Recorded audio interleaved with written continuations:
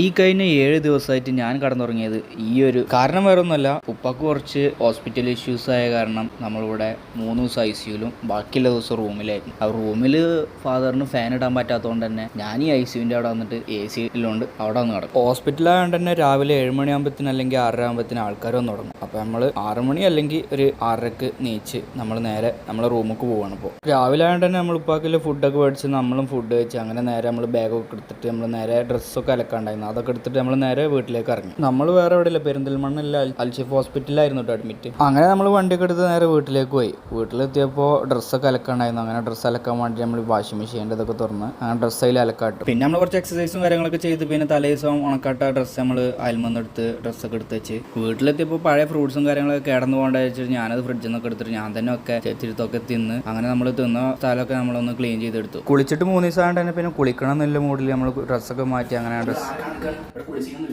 നമ്മൾ കുളിയൊക്കെ കഴിഞ്ഞ് ഡ്രസ്സൊക്കെ ചേഞ്ച് ചെയ്ത് പിന്നെ അലക്കാട്ടത് നമ്മൾ അയൽമ തോരിയിട്ട് അങ്ങനെ നമ്മൾ ഡ്രസ്സൊക്കെ ചേഞ്ച് ചെയ്ത് നേരെ വീണ്ടും ഹോസ്പിറ്റലിലേക്ക് പോകണം. അങ്ങനെ നമ്മൾ ഹോസ്പിറ്റലിലെത്തി നേരെ റൂമിൽ പോയപ്പോഴാണ് ഇവിടെ 2 കുതിരകളൊക്കെ ഉണ്ട്. അങ്ങനെ നമ്മൾ മാമൻ്റെ കുട്ടികളൊപ്പം കുറച്ച് നേരം കളിച്ച്, കുതിരകൾ എന്ന് പറഞ്ഞാൽ വേറെ ഒന്നുമില്ല, ഓല പ്രായപ്പതാണ്, നമ്മൾ ഈ പ്രായത്തിൽ ഇതേപോലെ തന്നെ ആയിരുന്നു. അങ്ങനെ വൈകുന്നേരം ആയപ്പോൾ ഷെമീം വന്നു. ഷെമീമിൻ്റെ കുറച്ച് വെള്ളവടായി കേട്ട് അങ്ങനെ ഞങ്ങൾ കുറച്ച് നേരം ഞാൻ സാധനം അങ്ങനെ ഇരുന്നു. പിന്നെ കുറച്ച് സമയം കഴിഞ്ഞപ്പോൾ നമ്മളെ കാണാൻ വേണ്ടി നമ്മളെ ബോബ് എത്തി. ബോബ് ഗൾഫിൽ നിന്ന് നേരിട്ട് വന്നാണ് കേട്ടെ. അങ്ങനെ ഓൻ്റെ കുറച്ച് പൊട്ടിക്കലും പടായൊക്കെ കേട്ടിട്ട് പിന്നെ നമ്മൾ സ്ഥിരം കിടക്കുന്ന സ്ഥലത്തേക്ക് വീണ്ടും പോയി അവിടെ അൾട്ടായി. നമ്മളെ വീഡിയോ ഒക്കെ കണ്ട് സപ്പോർട്ട് ചെയ്യുന്ന എല്ലാവർക്കും നമ്മൾ നന്ദിട്ടോ.